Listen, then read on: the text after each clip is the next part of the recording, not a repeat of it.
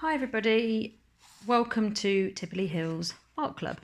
So if you've watched my other videos before, you would have seen me using the Winsor & Newton pans. Well, Cass Art very kindly gifted me this lovely set of 18 colour watercolour set, which is fab because you've got little spaces here and here and here and here to put in your favourite colours once you get going and you want to have more of any of the colours. It's also got the nice mixing pieces on either side and little handy finger hook so you can hold it when you're out and about painting once you get into total pro mode.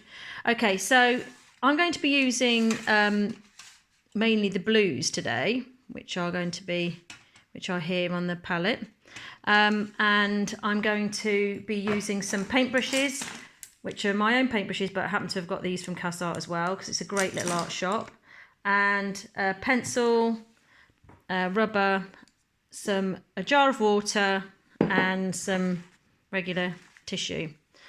Okay, so let's get started. Right, so the first thing we're going to do is, today we're going to be painting cornflowers in a little vase.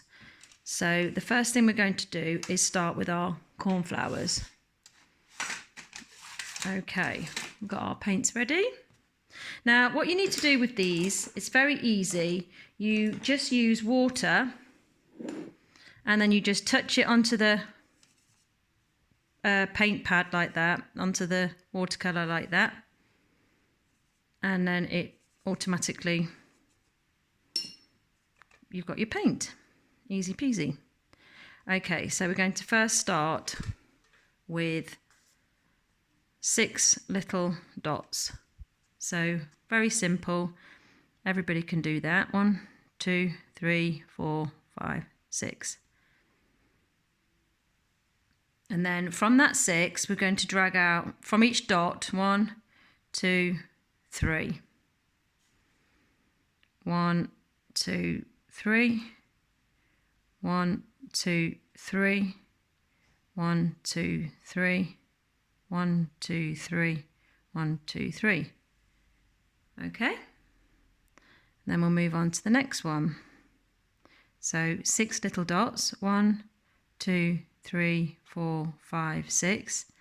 And then 3 lines out. 1, 2, 3. 1, 2, 3. 1, 2, 3. Now, if you really want to, you could draw a little circle to keep your eye on where you're going, but I really think you can just freestyle this and just relax into it and enjoy the paint going onto the paper, and try not to get yourself too wound up about where your paint's going, because it always all comes good in the end. Okay, so a little bit more watercolour on the paintbrush. We'll go again here. 1, 2, 3, 4, 5, 6. Now with watercolours, the idea is that you start up quite pale and then you add the deeper colours as you go along. So keep that in mind when you're mixing your watercolour up, that you don't go too early on a very strong colour. If you do, don't worry too much, because you can always dab it off with a bit of tissue.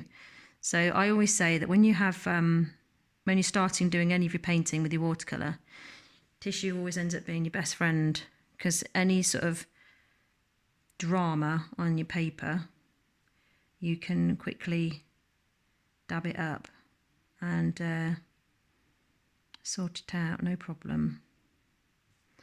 Okay, so we see we're getting there now. Now, with the tissue, we can gently blot off some of the watercolour that we've already put on,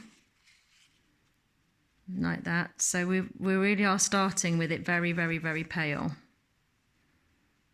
Okay, right, now we're going to go back into that in a second, but we're going to now draw the jug that they're going to be in. So very, very, very lightly, just so you get an idea of where you're going, you can just draw a very simple sort of oblong, triangle-y, what do you call them? let's call it a jug shape, because it's, at the end of the day, it's a jug. Right, and then I'm going to go in with some blue. So this, I've used the same blue as I've used there, but just a lot stronger. I haven't mixed it with any other colours yet. And I'm going to go straight across like that. That's the lip of the jug, that bit there. Okay, so the second stripe will just go underneath and across. And we'll just keep going down with our stripes all the way down until you've got your jug the size you want it. Okay, now I'm watering this colour right down now, and then I'm going to take from the lip of the jug down, so that's the outside of that edge, and then with just pure water, you're just going to bleed those colours down there. That's the side of the jug, that side. Right, okay, so we've now got our vessel for our flowers to go in. Okay, so back in with the blue. Now I'm just going to touch these edges here, and can you just see how where I've dragged the water, it's just going, the paint's just going to fall along those water lines like that. So those will go in there like that. Okay, and now we're going to do the handle. So up, over, in. Okay, so we've now got something for our cornflower to step into, live in, be arranged in. Okay, now I'm going on the second blue in the set here. This one here, I could actually tell you what that one is. That one's the cerulean blue. So the first one I was using was the Prussian blue.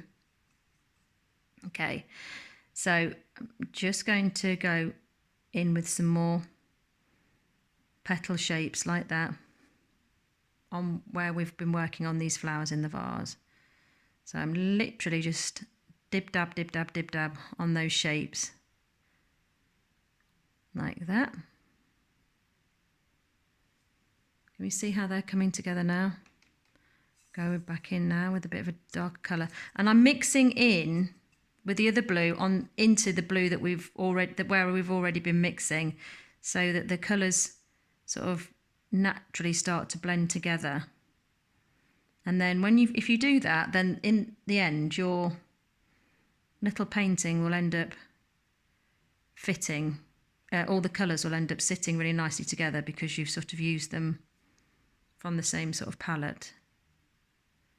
Okay, right, now I'm going to go in with a different colour blue now for the other side. So you can see how I went round this side on those bits. I'm going to go round with this other colour blue, which is the French Ultramarine in this set. But whatever set you're using, it doesn't matter. You can just use the whatever blues you've got, and if you've only got one blue, then just add a little bit of another colour to it, so you get some different ranges of that colour. So you'll just use the blue that you've got and then add a little bit of yellow or add a little bit of pink or something just to change up the colour a little bit. So I'm just dib-dabbing across that way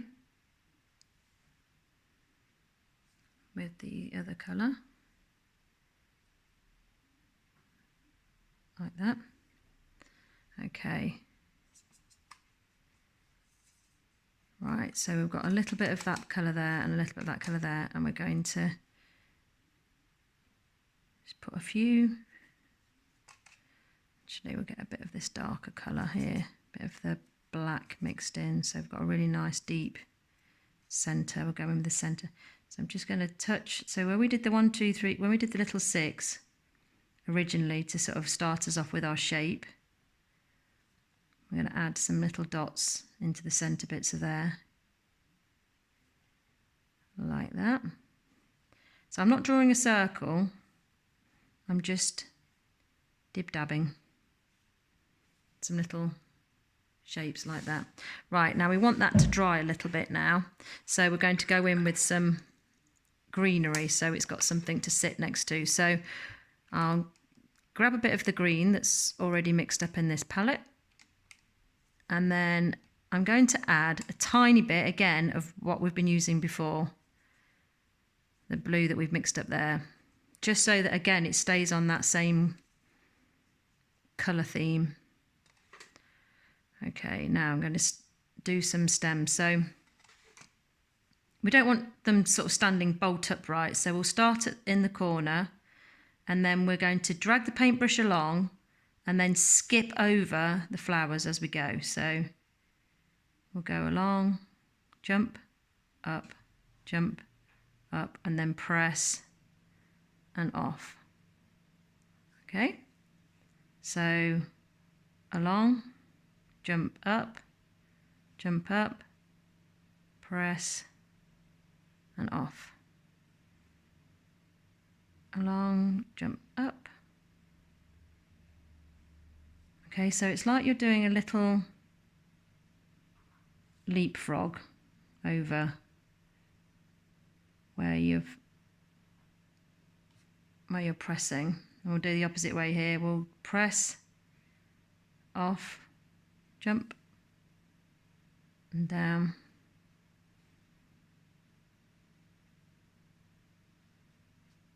There we go. So because we're not copying anything, we can't go wrong. So it really does. So if you're doing something and you think to yourself, oh, I really like the feel of that when I did that. That little stroke there was really nice. That worked really well.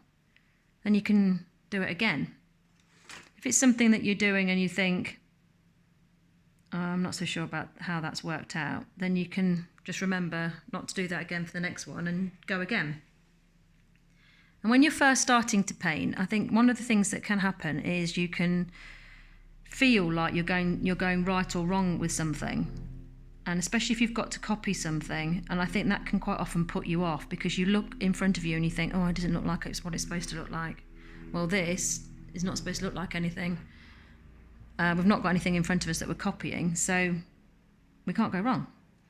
So we're in the right from the off, just where we want to be.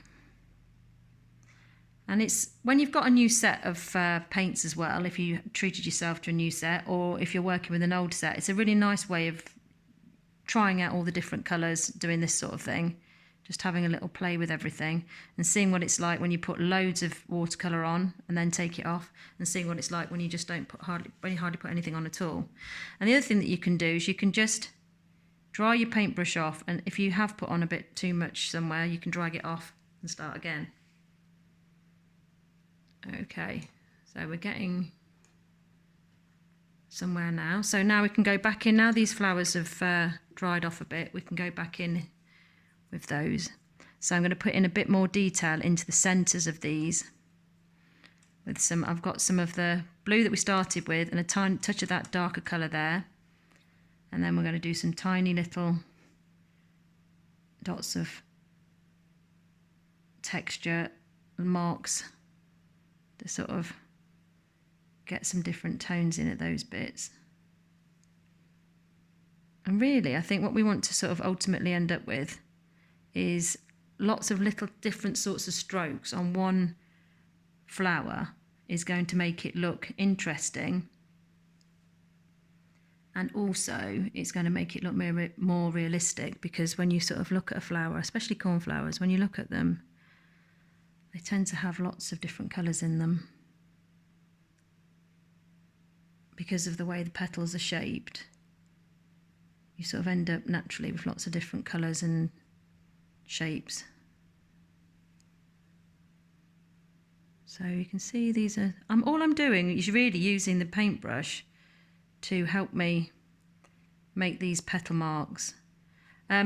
The other thing I will say is I think sometimes you can have a tendency to use a smaller brush than you think you possibly need when you're doing these paintings. And especially with watercolour, you really do need to get your paintbrush loaded up. So this is a size 8. and you really do need it to hold as much of the watercolour as you can in order to sort of be able to carry the paints across. If you use one of the really, really super small ones, which you could do, you get lots of little tiny detail, but your paint soon runs out on it, if you know what I mean. Okay, so just adding a bit more of the darker bits on that. Right, so wash my brush off, and I'm going to go back in now with some more of the foliage in the background. So I'm going to get some of that dark green in, and then I'm going to use some of this black that we mixed up, and then water it right down, and then we can see what colour we've got now. So this is almost like a dark greeny blue that I'm putting on now, and then I'm just putting it in a completely different sort of shape. The fine lines, like almost like grass lines, because we went in quite thick before. So this is a slightly different shape, which is going to give our little vase a bit more interest, in exactly the same way as if you were filling it with real flowers. It's nice to have a bit of interest with your foliage. So a few little flicks, suggestions that this might be grasses going in.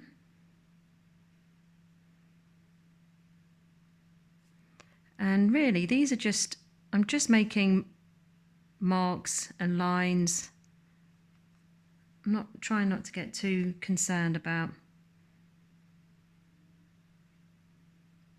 what it is I'm actually painting. I'm just trying to enjoy the feeling, really, of the paint going onto the paintbrush. Paint onto the paintbrush, onto the paper, should I say. A few little flicks here and there.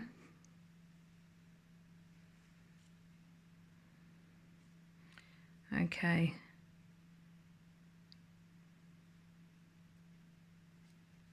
So we're looking like vase is getting quite full. So I'm going to go back in with the blue and just have a suggestion of a few little petals and buds and that sort of thing. Just joining everything together so it kind of looks like it's a natural gathered vase, I guess.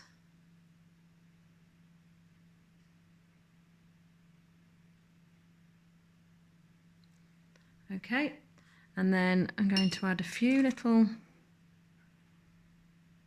just flicks of watercolour straight over the top. Now there's a couple of reasons why it's nice to do a few little flicks like this. One, I think it gives it a bit of movement. Two, when you're backwards and forwards in with your paint and you splodge a bit of paint on, you're not going to have a complete meltdown that you've just dropped some paint on your picture, because it's part of the painting. So you'd think, oh, don't need to have any small dramas about that. Okay, so this vase at the minute, this little jug, is looking quite flat, so I'm just going to add a little bit of shade to it. So back with that colour there, I'm just going to drag down like that. So we've got some sort of idea that this is a solid shape.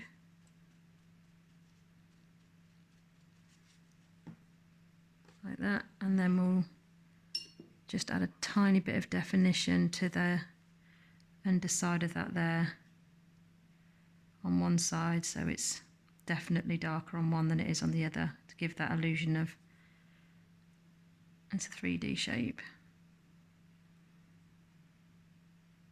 Bit of shade underneath the handle there. Okay, and then very last thing, so it doesn't look like it's just floating in the middle of thin air, we'll just quickly drag a line across the bottom so it's got something to sit on.